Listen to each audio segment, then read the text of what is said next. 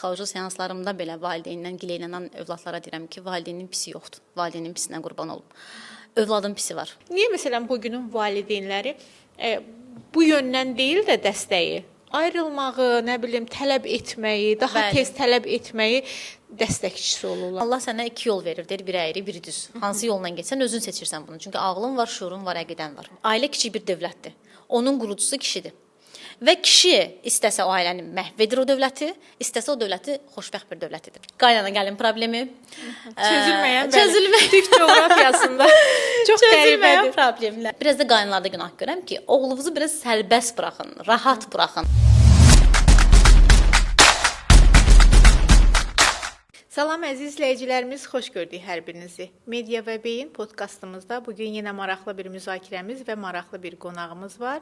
Nərmin xanım Şaban qızı. Salam Nərmin xanım, xoş gördük sizi. Necəsiz? Aleyküm salam, çox sağ olun, yaxşıyam. Siz necəsiz? Verilişiniz xeyirli uğurlu olsun, düşərli olsun. Həm sizi, həm ekran önündə əyləşən bütün izləyiciləri salamlayıram.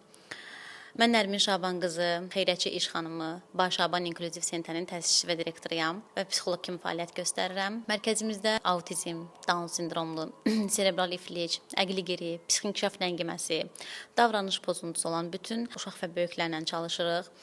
Bununla yanaşı böyüklərə də başqa bir xidmətlərimiz var. Hicama, masaj, psixoloji dəstək, gümüş əlcəklərlə masajlar, masajların bütün növləri kimi fəaliyyətlərimiz var və hər kəs buyurub uşaq və böyük yararlana bilər. Rahatlıqla müraciət edə bilər. Dəyərli izləyicilərimizə bunu vurğulamaq istəyirəm ki, Nərmin xanım niyə mənə xüsusən dəyərlidir?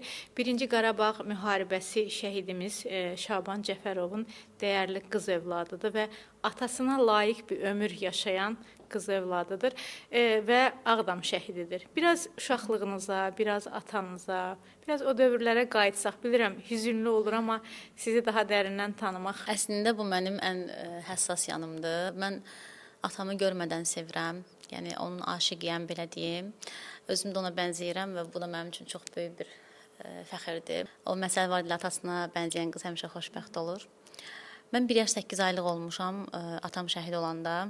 Düzdür, heç xatırlamıram, heç tanımıram, şəkildən tanımışam.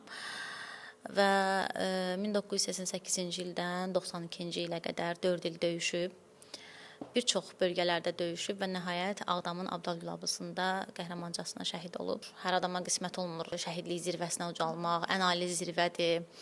Və hər bir övlada da fəxrdir ki, o şəhid övladı olsun. Düzdür, ağrılıdır, acılıdır. Çünki atasız bir qız qanadsız bir quş kimidir.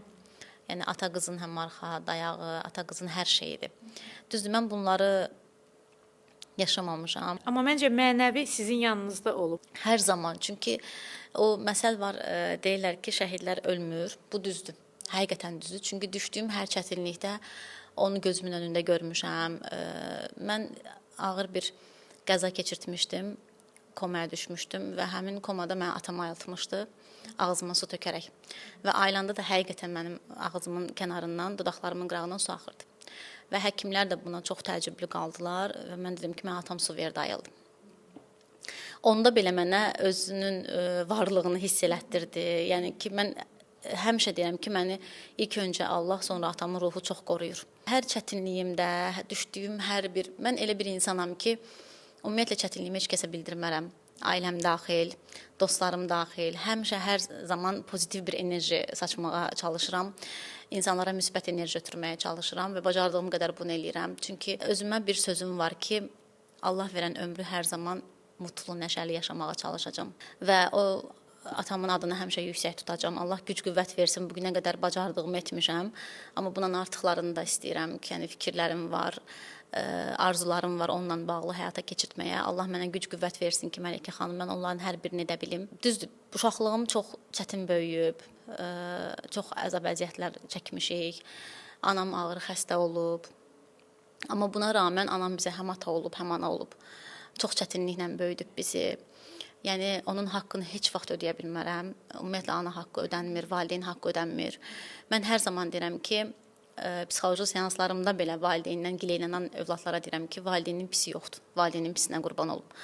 Övladın pisi var ki, hansı ki valideyni başa düşməz. Yəni biz neynəsək də onların 9 ay bizi bətnlərində gəzdirdiyinin haqqını belə heç vaxt ödəyə bilmərik. Ona görə mən anama minnətdaram.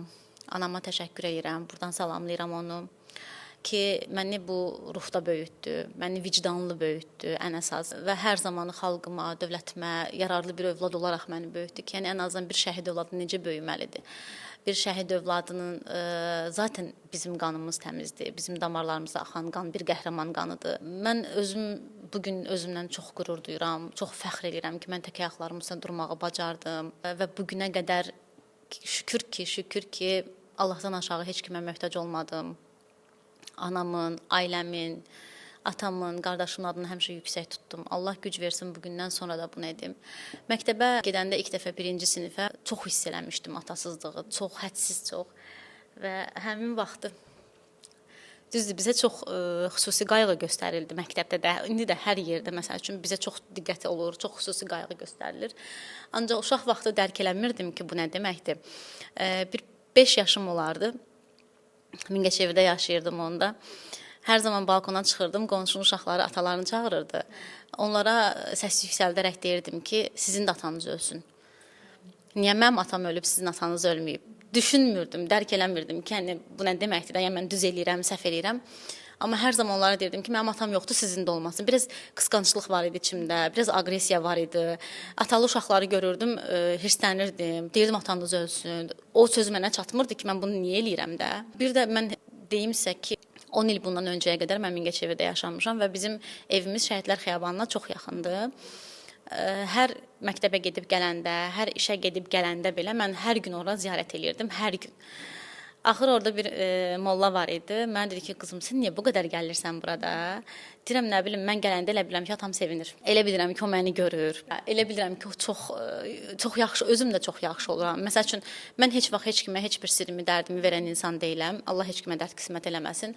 Bölüşməyi ümumiyyətlə sevmirəm. Sevdiyim insan mənimdir, mənim olmalıdır. Yəni heç vaxt onu bölüşmürəm və qoruyucu bir xarakterim, xasiyyətim var. Və gedirdim ora, ancaq o soyuq məzarı qucaqlayırdım, o soyuq daşı qucaqlayırdım, ondan dərdləşirdim, ondan bölüşürdüm. Elə bilirdim ki, məni eşidir, duyur.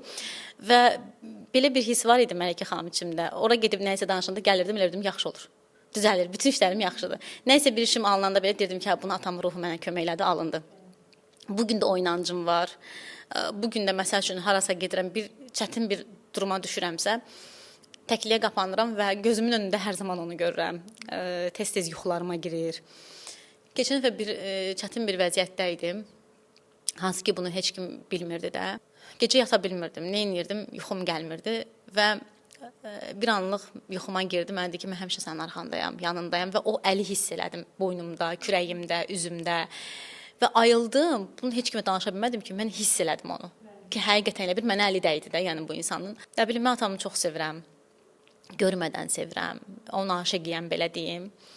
Və fəxr edirəm ki, mən Şabanın qızıyam. O qədər qeyrətli, mərd bir insan olub ki, hər dəfə onun döyüş yoldaşları ilə danışanda, onun dostlarla danışanda hamısı mənə deyir ki, Şaban xarakteri elə bir nərmindədir. Nəinki görünüşüm, nəinki xarakterim, nəinki davranışım, hər xasiyyətini götürmüşəm. Və o son dəfə də döyüşə girəndə gəlib məni qucaqlayıb, iyiləyib, öpüb gedib, çox istəyib məni, həqiqətən çox istəyib. Kəş ki, yanımda olardı, amma hal-hazırda ona çox ehtiyacım var. Hədsiz çox ehtiyacım var. Amma bir təsəllim odur ki, şəhiddir. Bir sözüm odur ki, vətən sağ olsun. Yəni vətən uğrunda, millət uğrunda canını qurban verib o zirvəyə